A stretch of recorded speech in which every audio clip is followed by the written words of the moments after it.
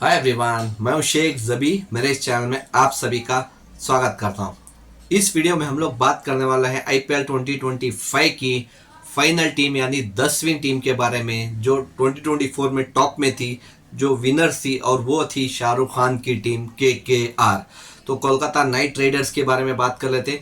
Kolkata night Riders एक ऐसी team है जो मैं बोलता हूं कि चेन्नई, मुंबई और कोलकाता, अगर आप तीनों टीम देखो ना, तो इसमें ऑलमोस्ट प्लेयर सेम्स रहते हैं। तो रिलीज भी करते हैं फिर वही खरीदते हैं। तो यही रहता है चेन्नई, मुंबई और कोलकाता में। और इनका परफॉर्मेंस भी बहुत अच्छा रहता है क्योंकि साथ में बहुत सालों से खेले रहते हैं, तो एक्सपीरियंस अच्छा रहता है। खेलने का मतलब सबको पता रहता है कि कौन गेंदबाज कौन बल्लेबाज कैसा खेलता है, किस पोजीशन पे खेलता है। ये बहुत बड़ा प्लस पॉइंट रहता है। तो इसी वजह से चेन्नई, मुंबई और कोलकाता के पास ही ट्रॉफीज ज्यादा है। चाहे तो आप देखो तो ये तीनों टीम के पास ही ट्रॉफी ज्यादा है, और ये तीनों टीम अपने पुराने प्लेयर्स पे ही फोकस करती है, नए प्लेयर्स बहुत कम लेती है। तो ये बहुत बड़ा प्लस पॉइंट है।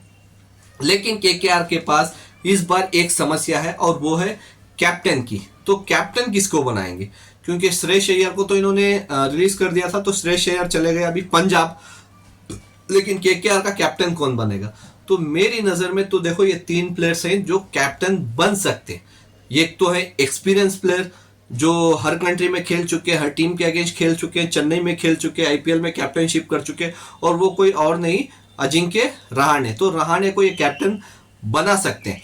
तो लेकिन प्रॉब्लम ये है कि इस साल बना देंगे तो अगले साल क्या करेंगे? क्योंकि एक सीनियर प्लेयर है, तो बहुत मुश्किल से ऑक्शन में आए थे, केकेआर ने खरीदा था। तो हर साल ये मतलब एक लंबी रेस का घोड़ा जो बोलते हैं ना, तो अजिंक्य रहाणे को अगर कैप्टनशिप बनाए तो वो पॉसिबल है नहीं। तो अगर इनको यंग कैप्टन देखना है तो वो है वेंकटेश अय्यर या फिर रिंकू सिंह। तो मेरे हिसाब से वेंकटेश अय्यर को तो आप बना सकते हैं क्योंकि एक ऑलराउंडर है, लेफ्ट हैंड फास्ट गेंद कराते हैं और लेफ्ट हैंड बैटर है, तो अच्छे खासे बल्लेबाज ऑलराउंडर है, तो वो प्लस पॉइंट है। लेकिन रिंकू सिंह, तो मेरे हिसाब से रिंकू सिंह को यहाँ पे कैप्टनशिप बना सकते हैं क्योंकि सिर्फ बल्लेबाजी करते हैं, गेंदबाजी नहीं करते हैं, तो अच्छी खासी कैप्टनशिप कर सकते हैं यहाँ पे ये। और यंग है, तो यहाँ से अगर वो कैप्टनशिप करते हैं तो बहुत सालों तक केकेआर को एक अच्छा कैप्टन मिल पाएगा अगर ये अच्छी कैप्टनशिप कर लेते हैं। तो मेरा ये मानना है कि इस साल की कैप्टनशिप रिंकू सिंह को दे सकते हैं कलकत्ता वाले। अगर देंगे तो वो तो पता चल जाएगा एक दो मैच में कि कैसी कैप्टनशिप करते हैं। अगर कैप्टनशिप चल गई तो डेफिनेटली रिंकू सिंह की बल्ले बल्ले, क्योंकि रिंकू सिंह का नाम तब बहुत उठा था जब इन्होंने 4 या 5 छक्के मार के मैच जिताया था केकेआर को।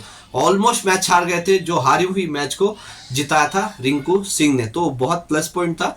तो मेरे हिसाब से रिंकू सिंह को यहाँ पे कैप्टन बना सकते हैं।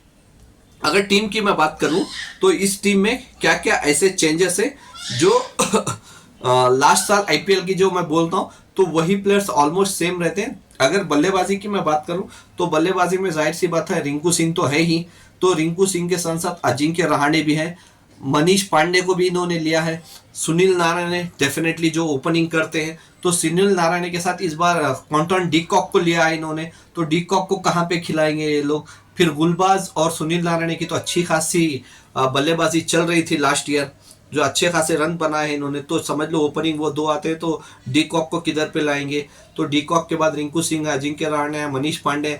तो उसके बाद अगर ऑलराउंडर्स की लिस्ट में देखूं तो डेफिनेटली एंड्रे रसल तो बहुत इंपॉर्टेंट रहता है, जो मैं बोलता हूं, तो वो ऑलराउंडर्स बहुत इंपॉर्टेंट रहता है। तो फिनिशर की भूमिका काफी सालों से केकेआर के लिए एंड्रे रसल ही कर रहे हैं, तो डेफिनेटली इस बार भी 2025 में डेफिनेटली एंड्रे रसल तो है ही।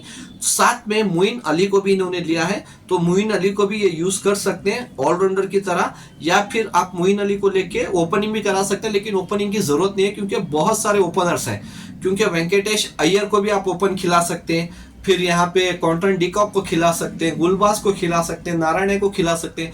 तो 4 ओपनर तो आपके साथ यहीं पे है। फिर रमनदीप सिंह है तो ऑलराउंडर में, रेमन पवेल है जो वेस्ट इंडीज के ही हैं। तो मेरे हिसाब से अच्छे खासे ऑलराउंडर्स भरे पड़े हैं। मतलब देखो, सुनील नारायण ऑलराउंडर्स हैं, एक हो गए, मोइन अली जो टॉप क्लास ऑलराउंडर्स हैं, वेंकटेश अय्यर जो अभी खरीदा था वो ऑलराउंडर्स हैं, एंड्रे रसल वो ऑलराउंडर है, तो रमनदीप सिंह तो वो ऑलराउंडर है, रेमन पेवेल जो वेस्ट इंडीज के, तो वो मतलब 6 टॉप क्लास ऑलराउंडर्स जैसे चेन्नई के पास है, तो वैसे ही केकेआर के पास भी 6 टॉप क्लास ऑलराउंडर्स हैं। लेकिन प्लेइंग 11 कैसे सेट करेंगे वो इंपॉर्टेंट।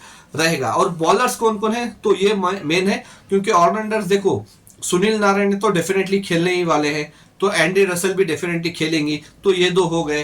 तो मोइन अली को तो छोड़ो बाद में, लेकिन वेंकटेश अय्यर खेलेंगे, तो ये 3 ऑलराउंडर्स हो गए। फिर रमनदीप सिंह भी खेलेंगे, तो ये 4 ऑलराउंडर्स हो गए, 4 बल्लेबाज मतलब 4 गेंदबाज हो गए यहीं पे। तो मेन बॉलर्स तो वरुण चक्रवर्ती को इन्होंने छोड़ा नहीं था, जो काफी फॉर्म में है। तो स्पेशली मेरे को वरुण चक्रवर्ती बहुत तब कब पसंद आए थे, जब उन्होंने महेंद्र सिंह धोनी को बैक टू बैक बोल्ड किया था। तो महेंद्र सिंह धोनी को कोई स्पिनर बोल्ड करते, वो भी बैक टू बैक, उतना आसान नहीं होता, वो भी इंडियन पिच पे। तो ये बहुत इंपॉर्टेंट था। उन्होंने ज्यादा सेलिब्रेट भी नहीं किया था जब महेंद्र सिंह धोनी को आउट किया था, तो वो बहुत इंपॉर्टेंट था। तो वो बहुत इंपॉर्टेंट है वरुण चक्रवर्ती।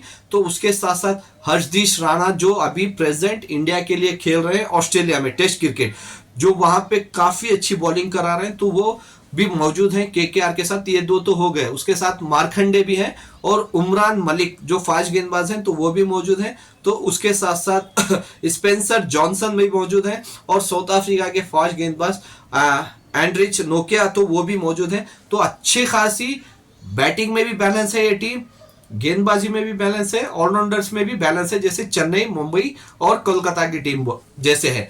तो यही मैं बोलता हूँ कि ये 3 टीमें टॉप रहेंगी मेरे हिसाब से, चाहे वो चेन्नई ले लो, मुंबई ले लो या फिर कोलकाता ले लो, क्योंकि इसमें ऑलराउंडर्स हैं, फिनिशर्स हैं, बॉलर्स हैं जो विकेट टेकिंग बॉलर्स हैं, बल्लेबाज हैं जो आपको किसी भी गेंदबाजी के अगेंस्ट अच्छी ओपनिंग दे सकते हैं। स्पेशली सुनील नारायण है, आते तो गेंदबाज की तरह है, लेकिन बल्लेबाजी ऐसे करते हैं, अच्छे अच्छों की छक्के छुड़ा देते हैं। हर आईपीएल में कोई 1-2 मैच ऐसी रहती है उनकी, जो 15-20 या गेंदों में 50 मार के निकल जाते हैं, तो वही प्लस पॉइंट हो जाती है टीम को। क्योंकि एक गेंदबाज अगर आपको 15-20 बालों में 50 रन बना के दे दे, तो एक प्लस पॉइंट हो जाती है, और वो टीम मतलब आने वाले बैट्समैनों के ऊपर प्रेशर कम हो जाता है, और वो फ्रीली खेल सकते।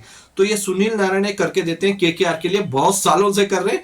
तो जाहिर सी बात है 2025 आईपीएल में भी जाहिर सी बात है करेंगे। अगर गुलबाज चल गए सुनील नारायण के साथ, जैसे अभिषेक और ट्रेविस हेड जैसे ओपनिंग करके देते हैं हैदराबाद के लिए, तो डेफिनेटली वो काम यहाँ पे सुनील नारायण और गुलबाज करता है, और इस बार डी कॉक का भी साथ मिलेगा इनको। तो देखते हैं कि लास्ट आईपीएल की तरह इस बार का आईपीएल क्या ये केकेआर की टीम जीत पाएगी या नहीं, क्योंकि इस बार कैप्टन नया है। तो जाहिर सी बात है पहले तो कैप्टन का प्रेशर है कि कैप्टन किसको बनाएंगे, फिर कैप्टन बनाने के बाद क्या वो टीम फाइनल पहुंच के, जैसे 2024 आईपीएल में मतलब फाइनल मैच बहुत इजी जीते थे, क्या वैसे केकेआर जीत पाएगी या नहीं, और कौन सी 4 टीमें होंगी जो सेमीफाइनल पहुंचेंगी, आप मेरे को कमेंट्स करके बता सकते हैं। Bye, take care.